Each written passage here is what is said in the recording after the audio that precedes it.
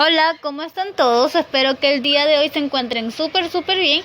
Y pues vamos a empezar nuestra clase de la materia de Quichua con nuestro tema Yuracuna. La semana pasada también teníamos este tema.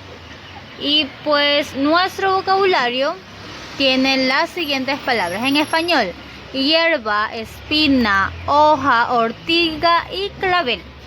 Y en quichua, kiwa, kasha, panca, titsini, guaita. Repito, kiwa, kasha, panca, titsini y guaita. Kiwa, kasha, panca, titsini y guaita. Estas palabritas las vamos a aprender el día de hoy. Ahora lo que usted tiene que hacer es escuchar y luego va a repetir después de mí.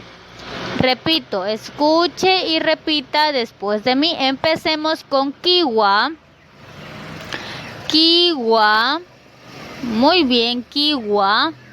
Es hierba. Kiwa, hierba. Muy bien, kiwa, hierba. Tenemos la siguiente, kasha. Espina, kasha, espina.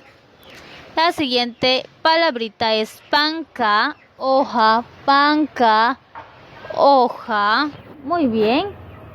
Tenemos la siguiente, titsini, ortiga, titsini, ortiga. Por último tenemos guaita, que es clavel. Guaita, que es clavel. Volvamos a repetir una vez más para que no se nos vaya a olvidar. Kiwa, hierba. Kiwa, hierba. Muy bien, kiwa, hierba.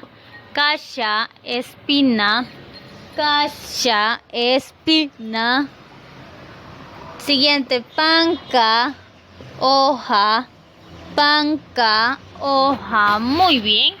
Titsini, ortiga. Titsini, ortiga. Y la última, guaita, clavel. Guaita, clavel. Muy bien. Y ahora tenemos el deber y dice lo siguiente: une con líneas según corresponda. Tenemos las palabras en este siguiente orden: kiwa, kasha, panca, titsini y guaita. Eso en quichua y en español están en este orden: hoja, ortiga, clavel, hierba y espina. Usted, como ya aprendió, usted va a unir correctamente, ¿sí? Una vez que usted termine el deber, me envía la fotito al WhatsApp para yo poder revisar, ¿sí? No se olvide de la fotito. Sin más nada que decir, yo me despido hasta la próxima clase.